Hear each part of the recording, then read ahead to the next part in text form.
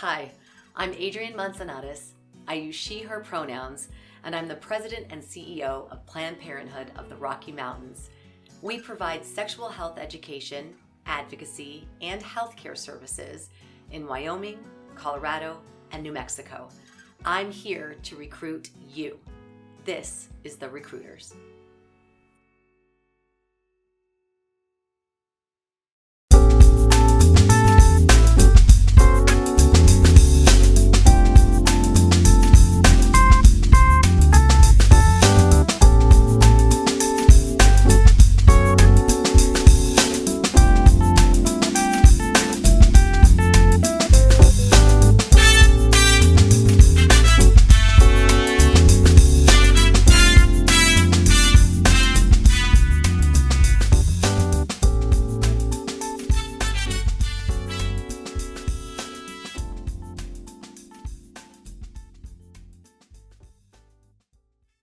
Hi, and welcome to The Recruiters. I'm Tom Duane, a former New York State Senator, was an activist, I'm an activist still. Listen, all of us spend a lot of time navigating and thinking about systems, the healthcare system, systems of government.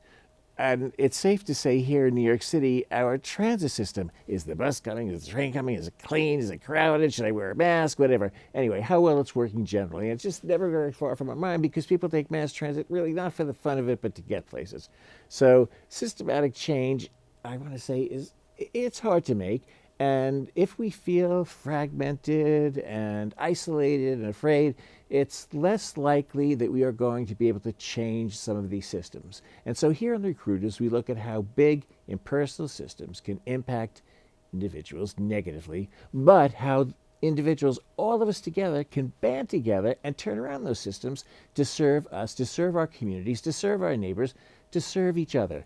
And we will get into all of that and much more today on The Recruiters.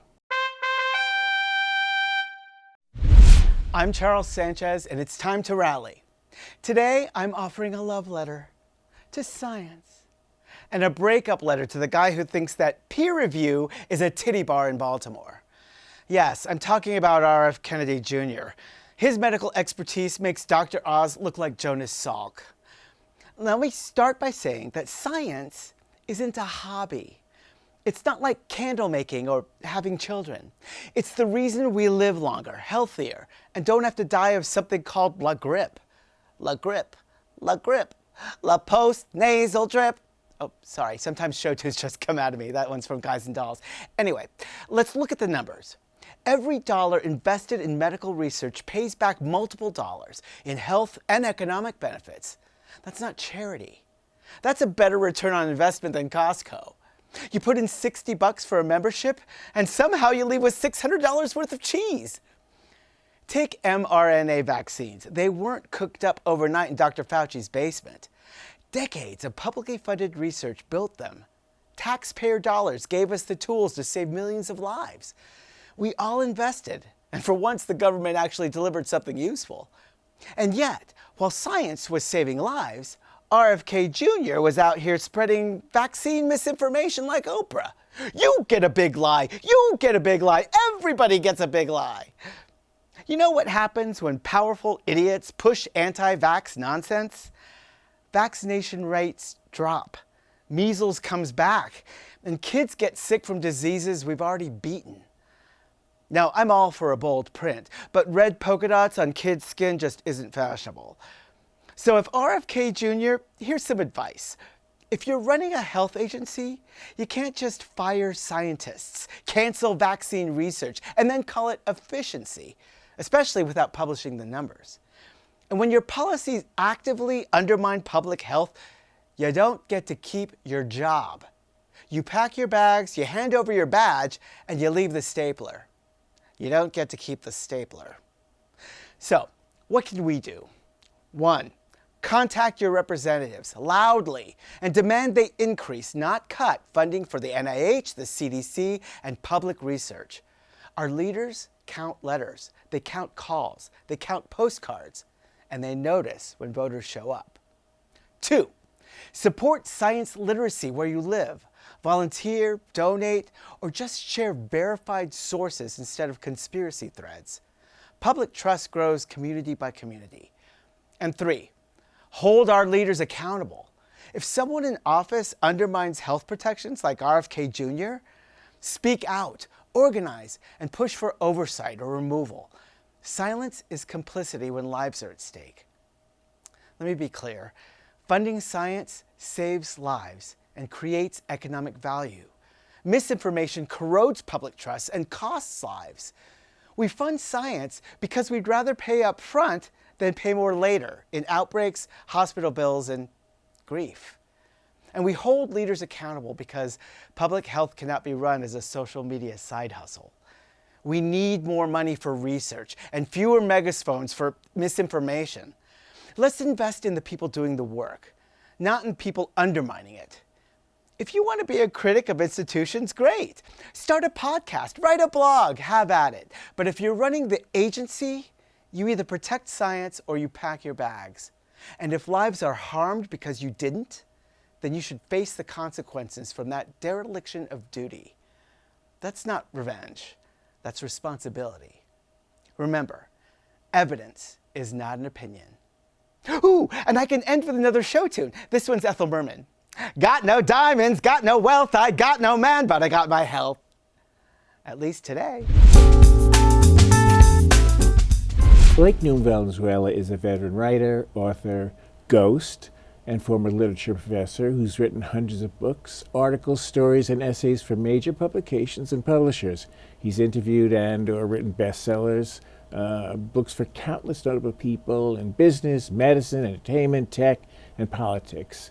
And on his radio show, The Operative Word on KABC, he interviewed cultural icons about language, communication, and the words that are cited to their achievements. Blake enjoyed several writing, playwriting, and visual arts residencies across North America, and now he's dealing with a long word and a brain tumor thing, nicknamed Ollie, sitting on the Language Expression Center of his left frontal lobe. And it'll all become clear as we go through the interview. So stay with us, folks. What is it that you have? It's an oligodendroglioma, which is why I nicknamed it Ollie. I will just Ollie. What is that? It is. It's a glioma, brain tumor, and it attacks a certain type of cell in the brain. Yes. And I'm post-operative now, and post several forms of treatment, and recovering slowly, learning how to. I'm glad to learning hear how that. to speak and write again. Although my experience with you, Blake, is that you have an excellent vocabulary, a huge vocabulary. Thank you. So it's coming back and it's roaring back. I appreciate that. The difference between where I was and where I am is still frustrating for me. I can imagine. And I have all kinds of neuroplasticity experience, which is the way the brain rewires itself. Yes. You know, the cells that fire together wire together. So to remember how to spell things, to remember people's names, to remember, I can't do birthdays. I'm not good with numbers at all. So that's just. Were you ever? I was better than I am now. Yeah, but like. Well, but, you know, if you could forget my birthday, it's but too like big a number. if I were just meeting you and you were to say to me, my ex-boyfriend Lewis, I'd have to come up with a mnemonic to remember who that is if I thought it was important. And it's somewhere between 5 and 6 steps. So I've got to do this crazy kind of pinball machine. But it's also awesome to feel it work. I feel like it's something similar to when I went through with, overcoming addiction. I had to rewire my brain, and I might think about it, but then it goes other places, and it doesn't give me pleasure, et cetera, all that stuff, right? It's similar to that because there's a necessary satisfaction you need to be able to communicate in the world. I mean, I'm a professional writer. Yes. I left my professional teaching job where I was teaching Chaucer in the original Middle English to have to go into speech and language therapy to remember the word cloud. And weirdly, sometimes it's still hard for me to remember those simple words. It's easier for me to remember the word absquatulate than it is for me to remember the word cloud. Absquatulate. Yeah. So, But you need to be able to communicate in the world, especially as a writer, but as a human, about what your needs are, what your dreams are, what your wishes are, what your hopes are, what your plans are. In a way that you feel comfortable. In a way that makes me feel like I've articulated what's really there. And it's hard sometimes to not be able to hit that mark, given that it was everything. It's your life. It was my life, but also my identity. And I recognized after going through this that I am not a writer. I am not language. I happen to be good at that, but I was also hiding behind that as a mask, as a shield. Well, we'll go to that Yeah. because that's the ghost thing. But first, I want to ask Blake Newhem Valenzuela, why two names? Why two last names? So I was born Ian Blake Newman. Jewish, so Yitzhak is my official Hebrew name. The closest equivalent in English would have to start with the same first letter, so they named me Ian. Your grandfather? My grandfather, my father's father was Irving. They were both Yitzhaks. Okay.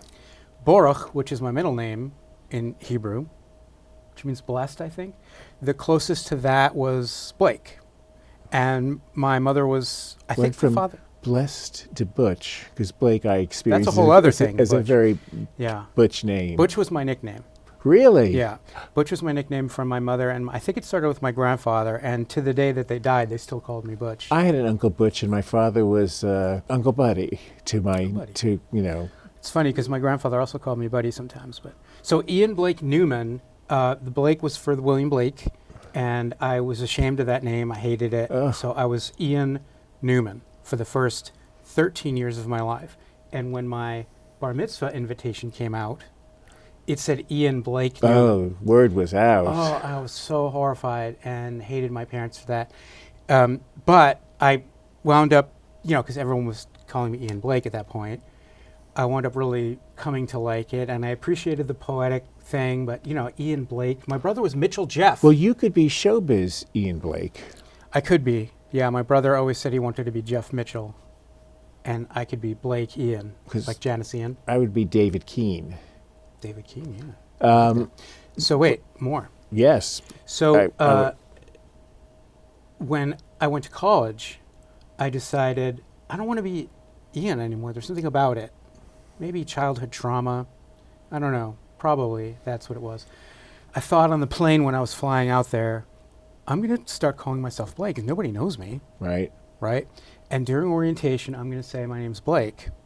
And day one of college, this ass of a guy, clearly a future frat guy, just making a big noise for himself. He was Blake, so he was going to be the only Blake. So I was like, had to decide in a split second to stay Ian. And I didn't start calling myself Blake until... Oh, you gave it up? I gave up the whole concept. Wow. Yeah, until 30 years later.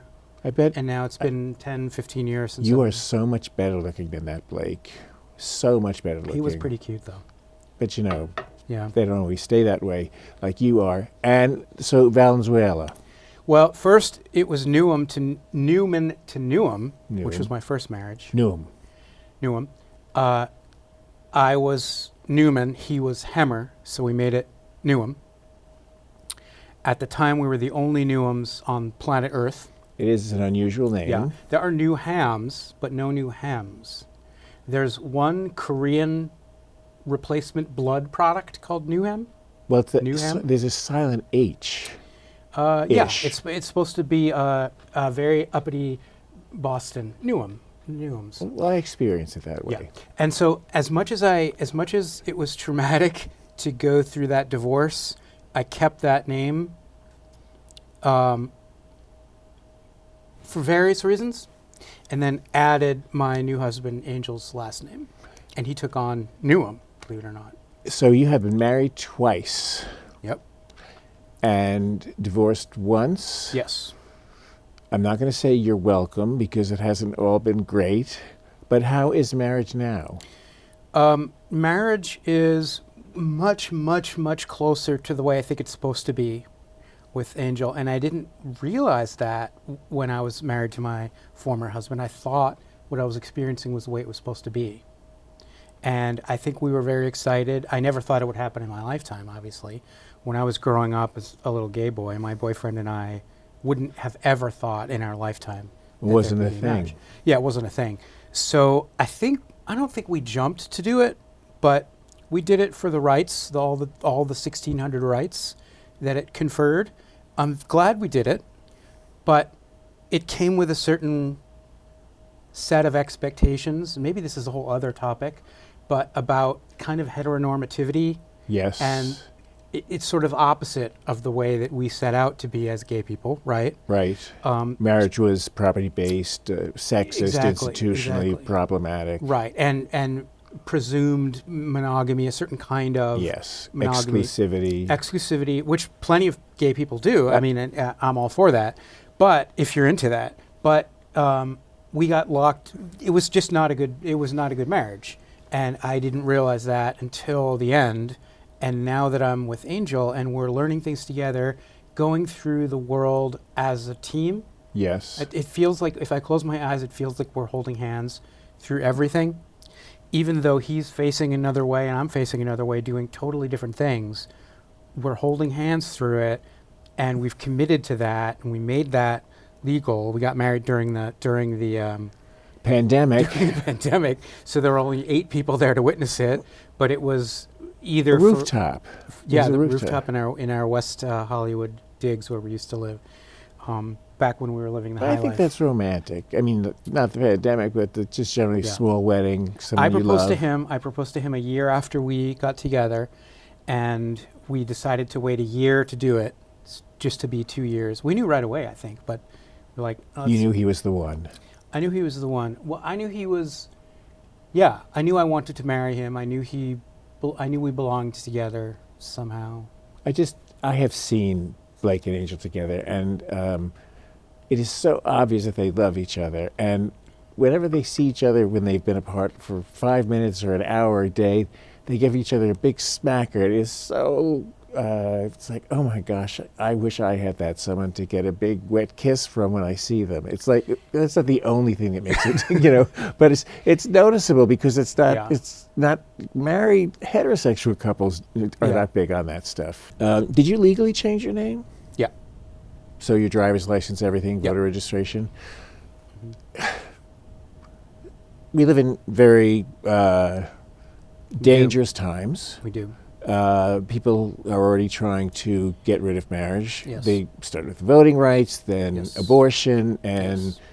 then queers starting by Right. going for trans, but they're already Right. jumping ahead to marriage. I'm 100% convinced that they're going to go after marriage and that they're probably going to win. States' rights or across the country? I think the smart move for them, to give them advice, would be to go state by state. And right now they're working on Idaho, right? That if that falls, then it becomes, well, let's just go state by state, and then we have a divided country. Right. And then who knows what that well, would mean. it's like- if you move, right. and then a whole new set of court cases. Right. And the courts are very, very mixed bag on But if us. it's the same but in reverse as the way it happened, where states went first, like New York, Massachusetts, and then the national, if they go state by state and let's say 26, 27, 30 states ban it, then there's a natural next step, which is to go national with the ban. And then nobody knows actually what will happen to people who are already married. Is there Right. going to be this weirdly grandfathered? Well, California had an unusual situation. Exactly. The only thing that makes me think it might be a little bit different is that so many people have one in their family. Everybody's got a queer in their family. Yeah. And so that might make it a little bit more difficult. I mean, if every woman who had an abortion wore a pin that said I've had an abortion, every man who knew a woman who, that said I know a woman who's had an abortion, it would be totally different. It's a secret kind of thing. But when you're out, which is why I always say the most powerful political thing that queers can do is to be out about who we are. Yep.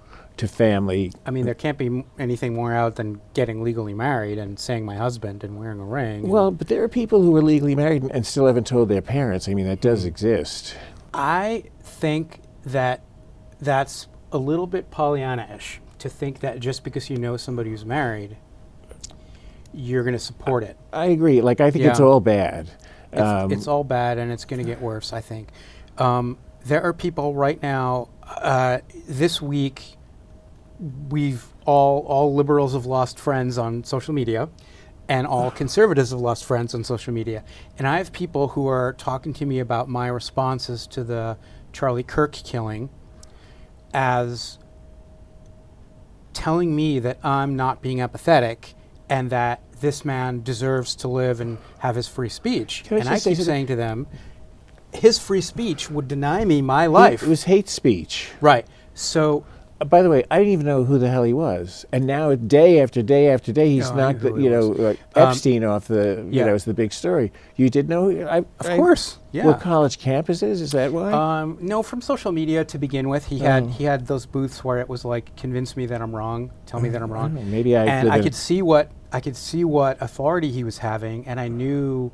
Yeah, I mean, just from social Well, media. now I see when they show clips of him and his interaction with people. Yes, I see But why my he point, became my point popular. here is that in the same way about gay marriage, people don't necessarily understand what they're supporting. Right. And like, if you're supporting a guy like that, or thinking that there's reason in a conservative politician, but not recognizing that you have friends, you have loved ones, Right. whose very lives they would probably extinguish if they could. So I think- so and certainly their rights. Prejudice goes up and tolerance goes down. Right. And I'm at the point, and you and I have on occasion disagreed about this, and sometimes strongly. I don't really give a crap anymore about trying to get along with people. I don't care. I don't want them in my life anymore. And of course, I still want to, as a communicator, as a supposed communications expert, I still want to learn ways and help people understand better and help myself be more tolerant of other ways. But there is a line. Like, I'm not going to engage with Hitler. I'm not going to engage with anybody who is already over a bridge too far. That's a waste of my time and your time. I'd rather talk to the people who they're hurting. You know what I mean? And tolerance of those people. Well, there's some self-righteousness with those people. I'm not saying that we don't have it also, Yeah. but you know how I put an end to it? I'm like, would you let your daughter work for Donald Trump? I mean, would you? Plenty course. of people would. But that usually ends the conversation. Then we just don't talk about that stuff anymore because, of course, they wouldn't want their daughter to work, or they say, "Oh, that's all made up. That's a complete lie." And then you have to say, "Well, not that Access Hollywood is the greatest source in the world, but it is a recognized news source, and it is on tape, and you do hear it." And Billy Bush lost his job over it. I think that we should talk about who was Blake Newhem Valenzuela as a professor. You have strong opinions about community college. Yeah, I do. I think that community college, I taught at community college for 17 years in the SUNY system. I can't think of a better, cheaper, more local alternative to going to a very expensive school when you're not necessarily sure about your education, when you have to work to support a family, when you are looking maybe to change completely your life, Yes. like you're a nurse but you want to be a cop. And the best community colleges, and you have to research this, but the best community colleges have honors programs where you could attend your senior year of high school Yes. and then do one more year of college Yes, and and then- transfer into any place you want. Yeah. Where I worked in SUNY, it was probably the best honors program in the world, and takes only selected professors. You have to train for it and test for it. But doing And- well in CUNY community colleges is also Same a thing. ticket into a Yeah. good school. Yeah. And And, these are and a kids- a good city or state school. And city schools are not free, but they're more reasonably priced. State schools, same Some thing. of these kids out of high school could probably get into a decent school, but not into the Ivy League if that's their goal. And no matter what, you're saving $30,000 nowadays. And sometimes I find I had experience of students who came to the college I taught at through a community college, and they thought it wasn't as good as having had gotten in to begin with, even if they hadn't applied. And I'm like, what difference does it make? You're here now. I mean, it means you're smart. You knew how to get in here. That's like half the battle. Our program was based on Yale's program. So whatever you get in the first 2 years of Yale, back in the 70s, some very vanguard professors and administrators went and trained in that program. So we taught exactly what you get at Yale from hypothetically Yale level professors. And I'd say 80% of us could have taught at Yale, maybe 20. Same thing, CUNY and SUNY, but there's no room. So the best, the cream of the crop works for the state and the city system. Right. Did your politics leach in when you were talking, or did you stick to the syllabus? Think, this is what I was thinking before when I was speaking so strongly about my hatred for certain conservative ideology. I was thinking, I bet the audience is wondering, oh yeah, this is exactly what we're talking about. This leftist indoctrination. I, for one, never did that. Now, of course, I'm informed by my past. I'm informed by the fact of being a Jew, of being gay, of being a Democrat. Which everybody knew. What I'm doing is trying to teach people, and I'm desperately trying to teach them how to think, not what to think. But of course I understand that, like leeching, the things that have informed me in terms of the readings and, a short story I'm going to pick or my essay topics, they're going to be skewed in a certain direction. So I went out of my way to make sure that the supposedly minority of my conservative students who felt oppressed, I always heard this, I would go out of my way to try to engage them. And you know what? I never heard anything.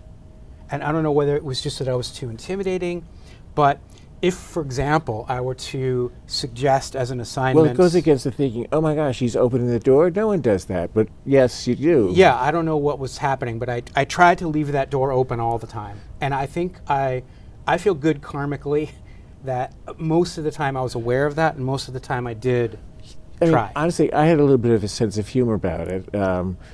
Most of my students were progressive, so I had to be the conservative, push back. Right. But I was doing a thing with business students, and I said, pick 2 constitutional amendments that you were glad passed and 2 that you were sorry didn't pass. Great assignment. And there was a student who was for the death penalty. And I just could not get it through my head. I kept trying to say, oh, that's right, you're for the death penalty. And it was funny because he was the only one in the class who was strongly for the death penalty.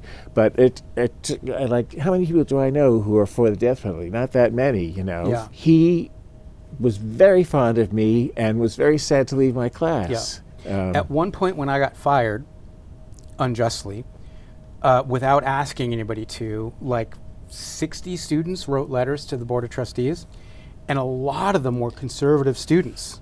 And they specifically mentioned this thing, that I would use humor, and they never felt, at least those are the ones that wrote. Right. But they didn't feel less than. They didn't feel less than, and there's no reason they should feel less than. But as a professor, I do think it's my obligation to teach people to think critically, right? To teach logic, which I did, to teach philosophy, which I did, as much as possible, because I do think, I have to say, I do think that there are smarter and less smart ways of approaching the world. Well, I think you want them to leave liking learning and to want to learn for the rest of their lives, and that it's a good experience. Liberal arts is liberal arts. It means you're getting a panoply of information. Yes. I said it doesn't matter what you major in for your undergraduate, because your life is not going to follow that direction necessarily. Don't worry about it. And also, when you put out your resume, maybe the first job you can put your grade point average, but after that, nobody cares. Nobody cares. Nobody cares. I certainly don't. If I hire writers, I don't care where you went. Or I'm a late bloomer, so it's a good thing people don't care. Yeah. Okay, so it's a whole story about why you left unfairly. But then you had to do something to make a living, and you became a ghostwriter. Yeah, I'd started that probably 10 years before. I started that in the early 2000s. I've always been a writer and a journalist. And in fact, it was through journalism that I got my first job teaching at the community college. There was a grant for 2 years of a certain teaching children's literature and journalism, which is a very specific set of skills that I had because I'd taught elementary school and I'd worked for a local paper. So I sold myself on that, worked there at the community college for the first 2 years, got excellent training from really good mentors, very good chair. I'd later get that chair position, and I'd learned a lot from her. And then I had to apply for my own job Right. and compete for it, which I did Yes. because it was open. So that was a national position. And because I'd been there for 2 years already, and I had You were known to be I was good. known. Yeah, and when later I became a chair, not to toot my own horn, but to toot my own horn, Toot your own horn. I could see that I had the best, if not the best, some of the best student evaluations, right? Even though I was the hardest grader. So you're around people all the time when you're a teacher. But writing is a fairly solitary thing to do. It is, and I managed for 17 years to do both those It is things so in equal measure. Yeah. paradoxical. It's so awesome. Nothing was better for me than getting up at 4 in the morning, because I only taught 2 days a week, full schedule, 8 o'clock in the morning until 10 o'clock at night, which is 5 different classes of 20 kids apiece, 20 young persons apiece, and to have that door closed, to have complete academic freedom, and to take that responsibility seriously, but also to fight for that right Yes. strongly. And luckily, in the community college system in New York, at least until Trump, we had enormous academic freedom, and the unions were very strong, and so we could do what we want to do. I don't think it ever crossed the lines, and the chairs and the union people, if it did ever cross a line, we dealt with it in-house. Because I want to answer your question, which was, that is totally social. You are an octopus of trying to get as many student, It's political. it's political, it's social, it's pedagogical, it's historical, it's sociologically super rewarding. And you learn something every day. It sounds cliche, but because you have No. to teach the same course all the time, so you got to come up with new well, jokes. and you have to keep their interest. You have to keep their interest, and I was really good at that. I never had a discipline problem in my class, ever. Well, in I'm any a class. little afraid of you, so there's Okay. that. Yeah, because I command, I guess, I don't know what, That's good. but without being I mean, being a jerk. means you take over the room. It's important. And I would try to teach the young professors, because I did the hiring eventually for the whole division. Wow. And I hired hundreds of people. You have to walk into a classroom. I knew a 5'3" elderly English teacher who could walk into a room and, without being mean, just command. Yes. There's a presence there, a confidence. And one of the things that you and I have talked about is one way of achieving that is to be vulnerable. Yes. It's to make mistakes. Yes. It's to trip on your way in and do something self-deprecating. You've got their attention then, and You're a human being, but you're Exactly. like an adult. Even if it's all adults in the class, you're still an adult figure like them and a normal person Yeah. like they are. But you have this added talent of some knowledge that they want. right. And it takes a lot of energy to do that, to have that kind of. There's a lot to juggle. But I need to ask you a question because I don't want to run out of time. So your conservative students liked you, and you went on to write books for conservatives. Yeah, not pre-MAGA. I just want to make clear to everybody. Pre-Trump era, well, into the Trump era. But to you be still honest, had normal yeah. Republicans. Mostly normal governor type people.